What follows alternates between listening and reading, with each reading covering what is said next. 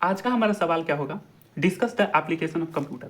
Computer के क्या क्या एप्लीकेशन है, यानी कि मानव जाति ने कंप्यूटर बनाया, लेकिन आज कंप्यूटर किन किन जगहों पे अपने बड़ा रोल निभा रहा है। यही एप्लीकेशन का मतलब यही है कि कंप्यूटर उसका यूज क्या है। तो ये 5 पॉइंट आप ध्यान में रखना। अच्छा, मैंने यहाँ पे आपके शॉर्ट नोट्स भी कवर हो जाएंगे। ये बहुत इंपॉर्टेंट वीडियोस है भाई। मतलब कि आपके या तो दे देगा कि एप्लीकेशन ऑफ कंप्यूटर बताओ, दूसरी चीज या तो ये ना देकर कई बार शॉर्ट नोट्स में आपको दे देगा कि एप्लीकेशन ऑफ कंप्यूटर बताओ, रिमोट सेंसिंग एंड जीआईएस में बता दो, या फिर डायरेक्ट दे देगा application of computer multimedia and animation में बताओ। तो वैसे ना ये जो था मेटियोरोलॉजी और मल्टीमीडिया, ये आई थिंक 2022 के पेपर में ऐसे पूछा था कि describe the application of computer metrology and climatology and multimedia and animation. तो कुछ इस तरीके से आपको दे देगा, ठीक है। तो या तो आपको 2-3 एक्सप्लेन करने को बोल देगा, नाम नाम उसको लिख देगा कि ये पॉइंट आपको एक्सप्लेन करना है, या फिर डायरेक्ट दे देगा एप्लीकेशन ऑफ कंप्यूटर। तो मैंने यहाँ पे क्या किया है, सभी के शॉर्ट नोट्स वाइज मैंने कवर करे हैं। इसका भी शॉर्ट नोट्स यानी 2 सवाल मिलकर आपके 7 नंबर मार्क्स के होंगे। लेकिन अगर आप ये पॉइंट आप पांचों याद कर लेते हो और डायरेक्ट एप्लीकेशन दे दोगे, तो मैंने शॉर्ट नोट्स जो लिखे थे आप उसमें से इनसाइट निकाल लोगे, पढ़ लोगे, तो इन 2-4 पॉइंट्स ये पांचों पॉइंट्स को छोटा छोटा टर्म में एक्सप्लेन कर दोगे, ठीक है। तो खैर मैं ज़्यादा बोल रहा हूँ, अब पढ़ते हैं आगे। तो एप्लीकेशन ऑफ कंप्यूटर में आपका ई बिजनेस हो गया, इलेक्ट्रॉनिक बिजनेस। उसके बाद आ जाता है आपका मीटियोरोलॉजी, क्लाइमेटोलॉजी। तीसरा है आपका रिमोट सेंसिंग एंड जीआईएस। उसके बाद आता है आपका मल्टीमीडिया एनिमेशन, और पांचवा आ जाता है आपका बायो इन्फॉर्मेटिक्स। ये सारे टर्म्स का मतलब क्या है, चलिए समझते हैं। तो आपका पहला शॉर्ट नोट्स ये रहा, application of computer in e business. E business का मतलब इलेक्ट्रॉनिक बिजनेस हो गया। तो computer play a very important role in e business. E business का मतलब electronic business for automation in enhancing the business performance. कोई भी बिजनेस आज परफॉर्मेंस करने के लिए आप देख रहे हो कंप्यूटर का कहाँ कहाँ रोल है, अभी देखते हैं। ये चीज़ें आप पॉइंट ध्यान में रखोगे ना इसके सारे, तो आप खुद से भी एक्सप्लेन कर पाओगे। Here are the following role of computers in e business, यानी इलेक्ट्रॉनिक बिजनेस में। जैसे मैं एक बिजनेसमैन हूँ, आप अपने दिमाग से सोचो, तुम एक बिजनेसमैन हो, आपके पास कंप्यूटर है, 1000 एम्प्लॉय है, कंप्यूटर का क्या रोल है। पहला रोल आपका होगा कि ऑनलाइन ट्रांजेक्शन करना आसान होगा। आप एक मॉल के ओनर हो, शॉप के ओनर हो, आपने देखा कि आप ऑनलाइन ट्रांजेक्शन करना बहुत ही आसान और सिक्योर हो जाता है, कैश गिनने की भी जरूरत नहीं पड़ती है, टाइम भी आपका बच जाता है। तो ऑनलाइन ट्रांजेक्शन ई बिजनेस में पहला फायदा क्या हुआ कि it becomes very secure, easy and fast payment through digital platforms like UPI, credit card, net banking. तो ये बहुत ही सिंपल, बिल्कुल। उसके बाद है आपका डिजिटल मार्केटिंग। ये समझना डिजिटल मार्केटिंग है कि आजकल हर स्टूडेंट डिजिटल मार्केटिंग भी सीखता है। यानी कि अगर उसको फ्रीलांसिंग का काम करना है, अपना स्किल को बेचना हो किसी क्लाइंट को, तो वो डिजिटल मार्केटिंग के थ्रू ही जाता है, जिसको बोलते हैं फ्रीलांसिंग। तो डिजिटल मार्केटिंग के थ्रू क्या होता है, मेनी बिजनेसेस एंड स्टार्टअप्स जो होते हैं can promote their product and services through social media channels, email marketing, search engine optimisation, online ads. ये आप समझ रहे होगे, नहीं समझ रहे होगे तो मैं थोड़ा सा बस बता देता हूँ। डिजिटल मार्केटिंग में ये होता है ना कि आप सोशल मीडिया चैनल के थ्रू, आपका फेसबुक हो गया, इंस्टाग्राम हो गया, आपका दुकान है, आपका बड़ा सा मॉल है, आपका सोशल मीडिया चैनल है, आप अपनी दुकान के बारे में सोशल मीडिया में अपलोड करोगे तो लोग और देखेंगे आपके बारे में और समझेंगे कि इस व्यक्ति का कोई दुकान शॉप है। तो आप सोशल मीडिया चैनल के थ्रू अपने सर्विसेज को या फिर अपने प्रोडक्ट को, यहाँ पे ध्यान से देखना, सर्विसेज या प्रोडक्ट को। सर्विसेज का मतलब हो गया कि आप एक वेबसाइट डिजाइन करने वाले हो, तो आप एक सर्विसेज बनाते हो, किसी क्लाइंट के लिए आप वेबसाइट डिजाइन करो, तो आपने अपवर्क फाइबर, ये क्या है, आपका सोशल मीडिया चैनल ही तो है अपवर्क फाइबर, वहां पर आप अपनी सर्विसेज बेच रहे हो। उसके बाद कोई प्रोडक्ट हो गया, जाहिर सी बात है आप ऑनलाइन एड्स आपने दिखाते होंगे कि मेरे शॉप में यहाँ मैं कंप्यूटर बेचता हूँ, आपने ऑनलाइन एड्स देखे होंगे। ये चीज़ें आप समझ रहे होंगे, मैं ज़्यादा टाइम आपका नहीं खाऊंगा, ठीक है। बस ध्यान से देख लेना, पढ़ लोगे समझ में आ जाएगा कि many businesses and startups can promote their product and services through social media channels, जैसे email marketing, search engine optimisation, online ads. अति सुंदर। तीसरा फायदा क्या होगा, कस्टमर रिलेशनशिप मैनेजमेंट, सीआरएम, यानी आप कस्टमर के डेटा और उसके फीडबैक को देखकर अपना दुकान का स्टेटस क्या है वो पता लगा सकते हो। तो it becomes very easy to managing customers data. Customer relationship management, CRM, बस ध्यान में रखना, ये बहुत ही आसान हो गया, easy to managing customer data, his requirement, customer के रिक्वायरमेंट क्या है, उनके फीडबैक क्या है। फीडबैक का मतलब पता है क्या होता है, फीडबैक का मतलब कि आप दुकान में गए, आपने वहां से प्रोडक्ट लिया, अच्छा लिया खराब लिया, तो ये आपका ओपिनियन क्या है, वही आपका फीडबैक कहलाता है, यूजिंग कंप्यूटर्स, कंप्यूटर के माध्यम से, ठीक है। तो कस्टमर रिलेशनशिप मैनेजमेंट आपने देख लिया, मैंने 4 पॉइंट से एक्सप्लेन करे हैं। पहला है आपका, ये वाला नहीं है, इसको मैंने आगे एक्सप्लेन करा है, data analytics and decision making. आज डेटा एनालिसिस का बहुत ही रोल है कंप्यूटर के थ्रू, है ना। डेटा एनालिटिक्स का मतलब क्या होता है, कंप्यूटर के थ्रू कंपनी के जो पिछले 5 साल 10 साल का जो डेटा होता है ना, आप उसको पढ़ते हो। डेटा एनालिसिस में आपको पाइथन लैंग्वेज की भी जरूरत होती है, खैर छोड़ो, आप उसको पढ़ते हो और उसके बाद कुछ इंपॉर्टेंट डिसीजन और इंसाइट्स, अंतर्ज्ञान उस डेटा को पढ़कर निकालते हो ताकि कंपनी अपनी आगे के 5 साल का डिसीजन ले सके। डेटा एनालिटिक्स का मतलब यही होता है। अब उसमें बहुत सारे रोल होते हैं, डेटा इंजीनियर होता है, डेटा एनालिटिक्स होता है, इसमें मैथमेटिक्स की बहुत जरूरत होती है, स्टैटिस्टिक्स और प्रोबेबिलिटी, ये सारी चीज़ें। खैर, we can use various analytics tools in a computer, in our computer, हमारे कंप्यूटर में, to analyse and study the market trends, market का ट्रेंड क्या है, और and predict our business strategy, हम अपने बिजनेस के स्ट्रैटेजी को प्रेडिक्ट कर सकते हैं। यानी कि डेटा को पढ़ के समझ के मार्केट का ट्रेंड क्या है उसके अनुसार अपने बिजनेस को प्रेडिक्ट कर सकते हैं, अपने अपने बिजनेस को प्रमोट करने के लिए और सेल जनरेट करने के लिए नए नए स्ट्रैटेजीज भी हम बनाते जाएंगे। तो ये data analytics and decision making का रोल है कंप्यूटर का ई बिजनेस में। तो ये 4 पॉइंट आप ध्यान में रखना। तो कई बार क्या होगा, आपको शॉर्ट नोट्स में दे देगा एप्लीकेशन ऑफ कंप्यूटर ने ई बिजनेस में बताना। तो ये 4 पॉइंट ध्यान में रखना, online transaction, digital marketing, customer relationship management, और दूसरा है data analytics and decision making. अब दूसरा हमारा शॉर्ट नोट्स क्या होगा, computer application in meteorology and climatology. बहुत सिंपल है, मैं पढ़ते जा रहा हूँ। Meteorology is the science of study, या फिर प्रेडिक्शन भी बोल सकते हो, of atmosphere, science of study of atmosphere, यानी हमारे पृथ्वी के वातावरण के बारे में चीज़ों को पढ़ना, and it's related weathering condition. Meteorology is the science of study of atmosphere and its related weathering conditions over the short time interval, such as days, weeks, or months. While climatology is the study of weathering condition over a long time interval, such as years or decades. ये ध्यान से देखना, मतलब क्या है, आप पढ़ लिए हो तो आपको समझ में आ जाएगा। ये मेट्रोलॉजी और क्लाइमेटोलॉजी के अंदर वो ऐसे साइंटिस्ट होते हैं, मेट्रोलॉजी के अंतर्गत तो वो दिन के, सप्ताह के अंदर या फिर महीनों के अंदर के क्या क्लाइमेट चेंज हुए, कहाँ बारिश की संभावना ज़्यादा है, कहाँ हवा तेज बढ़ रही है, कहाँ स्टॉर्म आ रहे हैं, स्टॉर्म आई थिंक आंधी होते हैं, उसके बाद कहाँ तूफान आ रहा है। तो ये शॉर्ट टर्म के अंदर जो जितने सारे क्लाइमेट चेंज या फिर वेदरिंग इफेक्ट्स आ रहे हैं, वेदरिंग कंडीशन है, वो पढ़ता है मेट्रोलॉजी इंसान। उसके बाद जो है आपका क्लाइमेटोलॉजी के अंदर हम साल के अंदर 3 साल 5 साल या फिर 10 साल के अंदर लॉन्ग टर्म में वेदरिंग कंडीशन में क्या परिवर्तन हो रहे हैं वो आपका क्लाइमेटोलॉजी पढ़ता है।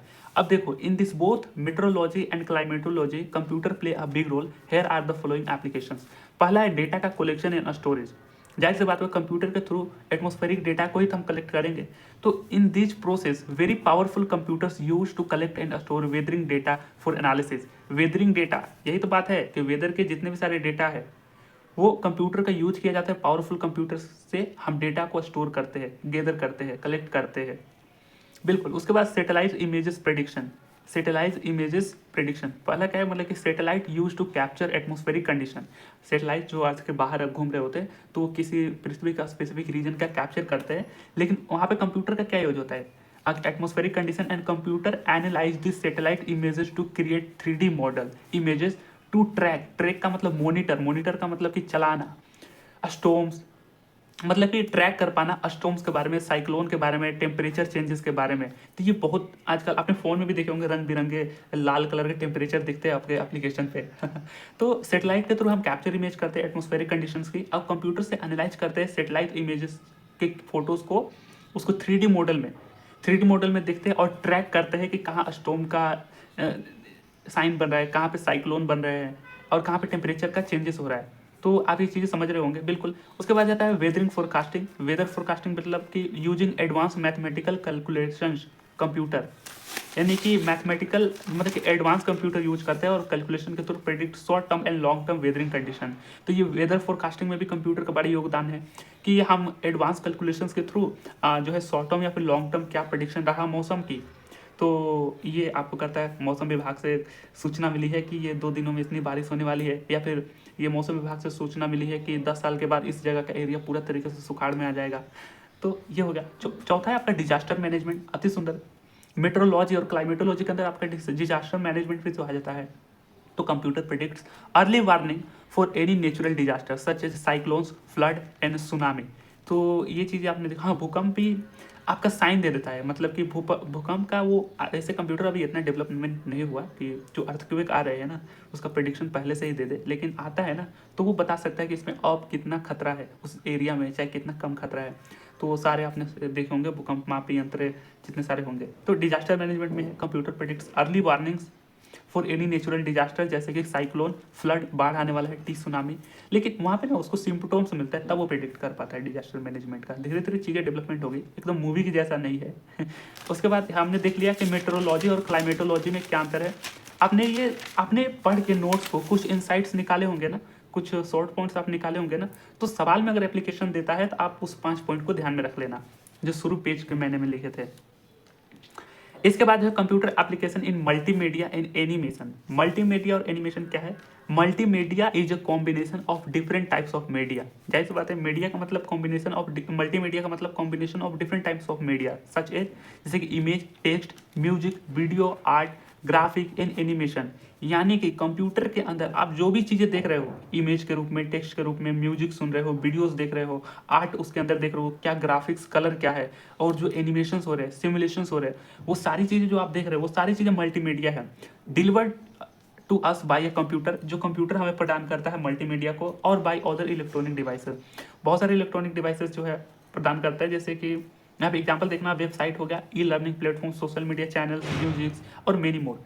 मल्टीमीडिया मतलब कि ऐसा चीज़ है ना कि जो कोई भी चीज़ आप वीडियोस के रूप में देखते हो, यानी कंप्यूटर में जो भी चीज़ आप देखते हो ना, लैपटॉप में, कंप्यूटर में, आपके स्मार्टफोन, टैबलेट, सारी चीज़ों में जो भी चीज़ आप देखते हो, या तो आप टेक्स्ट के फॉर्म में देख रहे हो, कलर के फॉर्म में, इमेज के फॉर्म में, एनिमेशन के फॉर्म में, ग्राफिक्स के फॉर्म में, ये सारे आपका मल्टीमीडिया कहलाता है। जैसे वेबसाइट आपने देखे होंगे, वेबसाइट में बेसिकली क्या होता है, टेक्स्ट, इमेजेस और कुछ यूजर इंटरफेस होते हैं, तो सारे वेबसाइट हो जाए। ई लर्निंग प्लेटफॉर्म जैसे आप यूट्यूब देख रहे होंगे, यूट्यूब पे कोई वीडियोस देख रहे हो, सोशल मीडिया, फेसबुक हो गया आपका, और इंस्टाग्राम, ये सारी चीज़ें हो गई। म्यूजिक, कोई गाना सुन रहे हो, तो ये सारे क्या है, मल्टीमीडिया का उदाहरण है। उसके बाद एनिमेशन, यहाँ पे आप कंफ्यूज मत होना, मल्टीमीडिया सारी चीज़ों का समूह हो गया, लेकिन एनिमेशन एक पर्टिकुलर चीज़ है। यानी multi animation is a small part of a multimedia. ये स्मॉल पार्ट को इंस्टेंस ऑफ भी लिख सकते हो, animation is a instance of multimedia. अच्छा, ये चीज़ ऐसे एग्जाम में मत लिखना, ये मैंने आपके लिए लिखा, मतलब ऐसे लिखा था कि आप ये लिखो चाहे वो वर्ड लिखो, ठीक है। Small part of multimedia, it represents images और art that work in motion. यानी सिर्फ वो इमेजेस और आर्ट को रिप्रेजेंट करता है जो वर्क इन मोशन होता है, ना ही उसमें साउंड होते हैं, देखा होगा ना ही उसमें साउंड होते हैं, और क्या बोलते हैं यार उसमें, मतलब कुछ भी नहीं होगा, सिर्फ आपका इमेज होगा और जो वर्क इन मोशन कर रहा है। या फिर ऐसे भी लिख देना, ये पॉइंट मैंने लिखा था, अगर वो आपको कंफ्यूज हो रहा है, it represent only visual motion of images और आर्ट। विजुअल मोशन, ये ध्यान से देखना, विजुअल मोशन ऑफ इमेजेस और आर्ट। एनिमेशन का मतलब वही होता है। तो ये स्मॉल पार्ट है मल्टीमीडिया का, रिप्रेजेंट करता है इमेजेस और art that work in motion, जो मोशन में वर्क कर रहा है। जैसे कार्टून मूवीज आपने देख लिया, या फिर कोई गेम का कैरेक्टर हो गया, पूरे गेम का नहीं, क्योंकि उसमें आपका आवाज़ भी आता है। फ्री फायर आपने गेम में देखे होंगे, तो उसमें पूरे गेम का नहीं, जिसमें आपका सिर्फ एनिमेशन हो, जो कैरेक्टर कोई दौड़ रहा है तो कैरेक्टर हो जाए, तो वो आपका एनिमेशन कहलाता है। जैसे कि हाँ, जैसे कार्टून मूवी हो गया, गेम का कैरेक्टर हो गया, it good example of animation. बिल्कुल। अब यहाँ पे कंप्यूटर का एप्लीकेशन क्या है, ये आप खुद से भी लिख सकते हो भाई, मुझे कोई बताने की जरूरत नहीं। Application of multimedia and animation of computer is to create movies हो गया, कार्टून हो गए, एंटरटेनमेंट के लिए मूवीज हो गए, कार्टून्स हो गए, गेम्स हो गए, 3D इमेज हो गए, UI UX डिजाइन हो गए, बैनर हो गए, एप्लीकेशन हो गए, और बहुत सारी चीज़ें। ठीक है, मल्टीमीडिया में कंप्यूटर का क्या योगदान है, एनिमेशन में कंप्यूटर का क्या योगदान है, ये सारी चीज़ें आप अपने से लिख दोगे। बस मल्टीमीडिया एनिमेशन का कुछ मतलब आपने समझा। मल्टीमीडिया सारी चीज़ों का समूह है, टेक्स्ट, वीडियो, म्यूजिक, और एनिमेशन क्या है, ये सिर्फ इमेज या फिर आर्ट का वर्क इन मोशन है। ये चौथा पॉइंट आई थिंक हमने देख लिया, आई थिंक तीसरा होगा, खैर जो भी होगा। Computer application in remote sensing and GIS, ये पॉइंट मैंने आगे पीछे कर रखे तो आप देख लेना, ठीक है भाई। कंप्यूटर का application remote sensing and GIS में क्या है। रिमोट सेंसिंग, ये आपने जाना होगा कि किसी के बारे में छुप कर डेटा गैदर करना, यानी बिना कॉन्टेक्ट का। तो पढ़ता हूँ मैं, remote sensing is a technology use to collect data and information about any target object और एरिया। टारगेट ऑब्जेक्ट और एरिया, यहाँ पे करना ना, टारगेट ऑब्जेक्ट और एरिया, बिल्कुल आप लिख सकते हो, विदाउट एनी डायरेक्ट कॉन्टेक्ट। यानी कैसी टेक्नोलॉजी होगी जिससे हम डेटा इन्फॉर्मेशन को गैदर कर रहे हैं, इकट्ठा कर रहे हैं किसी टारगेट ऑब्जेक्ट पर, किसी टारगेट एरिया पर, बिना किसी डायरेक्ट कॉन्टेक्ट के। बिल्कुल। Typically we use wireless devices, जैसे कि आपका रडार हो गया, सैटेलाइट हो गया, सेंसर हो गया, बिल्कुल, ये आपका ड्रोन भी हो जाता है, एयरक्राफ्ट भी हो जाता है, टू गैदर एनी डेटा, किसी भी डेटा को गैदर करने के, गैदर करने के लिए हम वायरलेस डिवाइसेस का यूज करते हैं। जैसे आपका रडार हो गया, सैटेलाइट हो गया, बिल्कुल। It provides information about whether forecasting, climate change, agriculture और बहुत सारे, मतलब जितना एप्लीकेशन है कंप्यूटर का, रिमोट सेंसिंग में क्या क्या है वो सारी चीज़ें आप लिख सकते हैं। वेदर फोरकास्टिंग, क्लाइमेट चेंज हो गया, एग्रीकल्चर हो गया, डिजास्टर मैनेजमेंट हो गया, ये सारी चीज़ें क्या आपका रिमोट सेंसिंग करता है। जैसे कि कई बार क्या होता है रिमोट सेंसिंग का use outside the earth data collect करने के लिए भी यूज किया जाता है। ये आप लिख लोगे, बस एक बेसिक स्टैंडर्ड एक डेफिनेशन वाइज चीज़ें होनी चाहिए ना, तो वही बस चीज़ें मैं यहाँ पे लिखा हूँ। तो उसके बाद है जीआईएस या फिर ज्योग्राफिकल इंफॉर्मेशन सिस्टम। अब रिमोट सेंसिंग जैसा ही है GIS, geographical information system. Geographical का मतलब क्या हुआ, कोई भौगोलिक दिशा के बाद, मतलब कि कोई भौगोलिक एरिया के बारे में बता रहा है, यानी पृथ्वी के सरफेस पर ज्योग्राफिक एरिया जो हम नहीं समझते हैं, ये इस जगह का लैंड एरिया कैसा है, तो वो चीज़ें हमें जीआईएस बताता है। तो जीआईएस दैट मीन्स का मतलब हो गया geographical information system use to capture, store, analyse and visualise any graphical data या फिर लोकेशन बेस्ड डेटा। किसी भी लोकेशन का, किसी भी ज्योग्राफिकल का जो डेटा है उसको हम कैप्चर करते, स्टोर करते, एनालाइज करते, विजुअलाइज करते। जैसे आपका Google Earth, Google map, GPS, ये क्या है, जीआईएस के एग्जांपल है। तो it can create a map and understand it pattern, for example Google map, GPS. तो जीआईएस के थ्रू क्या कर, अच्छा ये डिसीजन मेकिंग भी ले लेता है, मतलब कि जीआईएस का यूज करके ना किसी हम लोकेशन बेस्ड डेटा को एनालाइज कर सकते हैं, विजुअलाइज कर सकते हैं, स्टोर कर सकते हैं, कैप्चर कर सकते हैं। तो ये डिसीजन भी ले सकता है ना कि वहाँ पे लोगों को बसना चाहिए कि नहीं, यानी कि उसको क्या बोलते हैं, अर्बन प्लानिंग बोलते हैं अंग्रेजी में। वहाँ पे लोग बस सकते हैं कि नहीं, वहाँ का जमीन कैसा है, ज़्यादा कमजोर मिट्टी तो नहीं है, चट्टान वाला एरिया है कि क्या है। तो जीआईएस डिसीजन मेकिंग भी ले सकता है। तो पहला बात क्या है जीआईएस का एप्लीकेशन का, it can create a map and understand it pattern, for example Google map and GPS. ये आपको मैप क्रिएट करता है और पैटर्न भी बताता है कि इस रास्ते में जाइए। उसके बाद क्या है, it can make a decision for a disaster management, urban planning, किसी एरिया को बसना चाहिए कि नहीं। डिजास्टर मैनेजमेंट के लिए बता दें यहाँ पे भूकंप के खतरे बहुत ज़्यादा है ना, यहाँ पे सुखाड़ के खतरे बहुत ज़्यादा है ना, यहाँ पे बाढ़ आने के खतरे बहुत ज़्यादा है। आपका ट्रैफिक मैनेजमेंट भी करता है जीआईएस, ज्योग्राफिकल इंफॉर्मेशन सिस्टम। ये आपका ट्रैफिक मैनेजमेंट भी करता है, जो कार में बेसिकली यूज होता है। आई थिंक कार जब आप चला रहे होंगे ना, तो उसके अंदर आपने देखे होंगे ऊपर एक बड़ा सा डिस्प्ले टेबलेट टाइप में दिखा रहा होता है कि आपके आसपास कितने ट्रैफिक है, रास्ता आगे का साफ है क्या है। तो ट्रैफिक मैनेजमेंट में आपका जीआईएस यूज होता है। और एनी इन्वायरमेंटल रिसर्च, कोई भी इन्वायरमेंटल रिसर्च, और बड़े बड़े रिसर्च लैब में ना इन्वायरमेंट के बारे में रिसर्च करते हैं, भौगोलिक दशा, टोपोग्राफी, ये सारी चीज़ें जब रिसर्च करते हैं तो उसमें जीआईएस का यूज होता है। खैर ये चीज़ें पॉइंट इजी रहा, computer application, remote sensing, GIS में देख लिए। उसके बाद जो है लास्ट पांचवा, अच्छा मैंने जो पिंच मारा था ना, ये लगाया था इसको स्टैपलर, तो पेजेस अलर्ट पलट गए हैं, तो आप देख लेना। कंप्यूटर एप्लीकेशन इन बायो इन्फॉर्मेटिक्स। बायो इन्फॉर्मेटिक्स का मतलब क्या है, किसी भी प्राणी का, किसी भी जीव का बायोलॉजिकल डेटा के साथ अगर हम कंप्यूटर के टेक्नोलॉजी उसमें जबरदस्ती चेप देना, तो वो हमारा होता है बायो इन्फॉर्मेटिक्स। यानी कि कंप्यूटर की मदद से हम किसी भी जीव का, यानी कि कोई लिविंग ऑर्गेनिज्म जो होता है उसके बारे में, उसके जीन के बारे में, उसके डेटा के बारे में, उसके बायोलॉजिकल डेटा के बारे में स्टडी करना बायो इन्फॉर्मेटिक्स होता है। पढ़ते हैं, bioinformatics is the field of science, यानी विज्ञान की वह फील्ड है वेयर कंप्यूटर टेक्नोलॉजी, कंप्यूटर की technology is use to store, collect and analyse biological data. ये लाइन आप ध्यान में रखना, जो भी कंप्यूटर, पहली बात वो आपके किसी भी फील्ड का हो, किसी में फील्ड में जो कंप्यूटर का एप्लीकेशन होगा, आप वहाँ पे ये बात जरूर लिखना कि वो डेटा को स्टोर करेगा, एनालाइज करेगा, कलेक्ट करेगा। ये लाइन आप लिखते ही रहना। तो यहाँ पे biological data, where computer technology is use to store, collect, analyse biological data. अति सुंदर। We use a computer to store and collect, हम कंप्यूटर का यूज करते हैं टू स्टोर, कलेक्ट बायोलॉजिकल और genetic data of any living organism. किसी भी जीवित प्राणी को, या फिर लिविंग भी बोल सकते हैं, तो किसी भी जीवित प्राणी को अगर हमें उसका डेटा, उसका बायोलॉजिकल डेटा, उसका जेनेटिक्स डेटा, जेनेटिक्स का मतलब वही हो गया ना कि उस प्राणी से उत्पन्न कोई और एक प्राणी, तो तो उसका डेटा कलेक्ट करने के लिए, स्टोर करने के लिए हम कंप्यूटर का यूज करते हैं। Computer to store and collect biological and genetics data, बिल्कुल, ऑफ एनी लिविंग ऑर्गेनिज्म। उसके बाद क्या है, computer are use for DNA mapping. अब देखो यहाँ पे कंप्यूटर का यूज क्या हो रहा है, तो वहां पर क्या है, कंप्यूटर से यूज हो रहे होंगे, आपने माइक्रोस्कोप देखा। अच्छा, कंप्यूटर का मतलब कई लोगों का ये भी डाउट होता है, मुझे पहली बार हुआ था कि सिर्फ लैपटॉप को ही बोलते, सिर्फ फोन को ही बोलते, सिर्फ पीसी को ही कंप्यूटर बोलते हैं ना भाई। दुनिया में जो भी टेक्नोलॉजी है ना, जो कोई स्पेसिफिक डिजिटल डिवाइस को, मतलब सॉरी, कोई हार्डवेयर डिवाइस को चला रहे होते हैं, कोई भी मशीन, कोई भी प्रोग्राम, वो सारे कंप्यूटर के अंतर्गत आता है। कंप्यूटर आपका इतू से होकर इतना बड़ा सा भी हो सकता है। तो वहां पे देखो यहाँ पे क्या यूज हो रहा है, मेन पॉइंट पे आते हैं। बिल्कुल, computers are used for DNA mapping. DNA क्या है, उसका मैपिंग, आपने 3D इमेजेस देखे होंगे।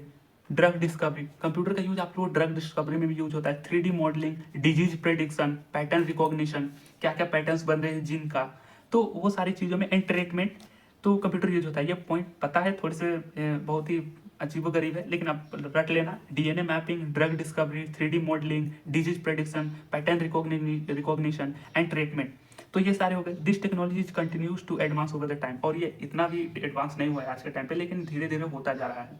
तो ये समझ लिया हमने। अब आपने सोचे होगा क्या ये 5 नंबर के सवाल में, सॉरी 7 नंबर के सवाल में ये इतने सारे पॉइंट्स हमको लिखने होंगे, ये हो गया, ये हो गया ना भाई, ये सारे शॉर्ट नोट्स के लिए है। कई बार क्या होगा, एप्लीकेशन कंप्यूटर आपको 2 ही दे देगा, या तो इस और इस पॉइंट को एप्लीकेशन बता दो, या फिर डायरेक्ट अगर एप्लीकेशन ऑफ कंप्यूटर देना तो ये 5 पॉइंट आप लिख देना, और इसके बारे में थोड़े थोड़े थोड़े थोड़े थोड़े थोड़े जवाब आप लिख देना, ये भी आपका सवाल खत्म हो जाएगा। तो इसमें शॉर्ट नोट्स भी आपको कवर हो रहे हैं, अति सुंदर। आपका एक एप्लीकेशन ऑफ कंप्यूटर भी कवर हो रहा है। तो इस तरीके से हमने इस सवाल को भी देखा। बिल्कुल, ई बिजनेस क्या है, यानी इलेक्ट्रॉनिक माध्यम से हम बिजनेस कर रहे हैं, जिससे हमारा क्या है, बिजनेस इंसान को आप खुद उस पॉइंट पर रख कर देखना कि क्या क्या फायदे मिल रहे हैं। ऑनलाइन ट्रांजेक्शन हो रहा है, डिजिटल मार्केटिंग हो रहा है, कस्टमर रिलेशनशिप मैनेजमेंट हो रहा है, डेटा एनालिटिक्स कर पा रहे हैं अपनी कंपनीज का। मेट्रोलॉजी और क्लाइमेटोलॉजी में, यानी कि जो वेदरिक कंडीशन है उसको अगर हम शॉर्ट टाइम इंटरवल के लिए पढ़ रहे हैं तो मेट्रोलॉजी हो गया, लॉन्ग टर्म के लिए क्लाइमेटोलॉजी हो गया। तो यहाँ पे इन दोनों का क्या योगदान रहता है कि सबसे पहले तो वेदरिंग कंडीशन के डेटा को कलेक्ट करते हैं मेट्रोलॉजी और क्लाइमेटोलॉजी में। पावरफुल कंप्यूटर्स का यूज करते हैं फॉर हाई कैलकुलेशन, ताकि हम जो है लॉन्ग टर्म और शॉर्ट टर्म में मौसम विभाग की क्या जानकारी होने वाली है उसको हम प्रेडिक्ट कर सकें। तीसरी चीज आप ये बताना कि सैटेलाइट से इमेजेस की कैप्चर करते हैं और उसको 3D मॉडलिंग में देखते हैं कंप्यूटर का यूज करके कि कहाँ पर स्टॉर्म बन रहा है, कहाँ पे साइक्लोन बन रहे हैं, ठीक है, कहाँ पे सुनामी आने वाली है, या फिर कहाँ पे टेम्परेचर का डिफरेंस हो रहा है। ये सारी चीज़ों का मॉडलिंग हम देख सकते हैं। ये इतना बात आप लिख देना। रिमोट सेंसिंग एंड जीआईएस में क्या है, ज्योग्राफिकल, और इसका मैं भी अभी भूल रहा हूँ, एक सेकंड में देखिए,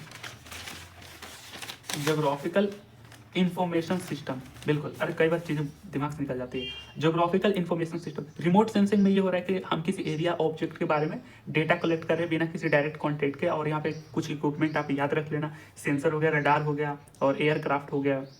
बिल्कुल। उसके बाद जीआईएस में क्या है, ज्योग्राफिकल इंफॉर्मेशन सिस्टम में, यानी हम किसी लोकेशन बेस्ड डेटा का या किसी ज्योग्राफिकल डेटा के बारे में एनालाइज करते हैं, जो हमें क्या बोलता है, ये पैटर्न को रिकॉग्नाइज कर सकता है, मैप तैयार कर सकता है, डिसीजन मेकिंग ले सकता है, अर्बन प्लानिंग के लिए, डिजास्टर मैनेजमेंट के लिए, वो चीज़ें हो गई। उसके बाद मल्टीमीडिया एनिमेशन, मल्टीमीडिया में कॉम्बिनेशन होता है बहुत सारे मीडिया का, जैसे टेक्स्ट, इमेजेस, उसके बाद आपका वीडियो हो गया, एनिमेशन हो गया, ग्राफिक्स हो गए, आर्ट हो गए, डिजाइन हो गया, ये सारा चीज़ का समूह है। उसके बाद एनिमेशन एक खास किस्म का मल्टीमीडिया है, यानी इसका एग्जाम्पल है एनिमेशन, जिसमें कि कोई इमेज या आर्ट वर्क इन मोशन में हो। बिल्कुल, तो ये चीज़ आप लिख सकते हो कि मूवीज़ बनाने के लिए, गेम डेवलपमेंट के लिए मल्टीमीडिया एनिमेशन का यूज करता है कंप्यूटर। उसके बाद जो बायो इन्फॉर्मेटिक्स में, यानी कि किसी भी लिविंग का, किसी भी प्राणी का बायोलॉजिकल डेटा, उसका जेनेटिक्स डेटा को गैदर करता है कंप्यूटर, तो ये बायो इन्फॉर्मेटिक्स होता है। तो ये इतने सारे पॉइंट आप ध्यान में रख लेना। तो अगर एप्लीकेशन पूछे तो आप ये पॉइंट आप लिख के छोटा छोटा एक्सप्लेन कर देना, नहीं तो ज़्यादातर केस में क्या पूछ देता है कि इसमें से 1-2 पॉइंट को पूछ देगा शॉर्ट नोट्स में। ठीक है भाई, तो खैर मैं ज़्यादा ही बोल रहा हूँ, तो बहुत बहुत धन्यवाद यहाँ तक रहने के लिए। इसी के साथ मिलेंगे आपसे, मुलाकात होगी अगले किसी इंपॉर्टेंट वीडियोज़ में। बहुत बहुत धन्यवाद भाई, धन्यवाद, बाय।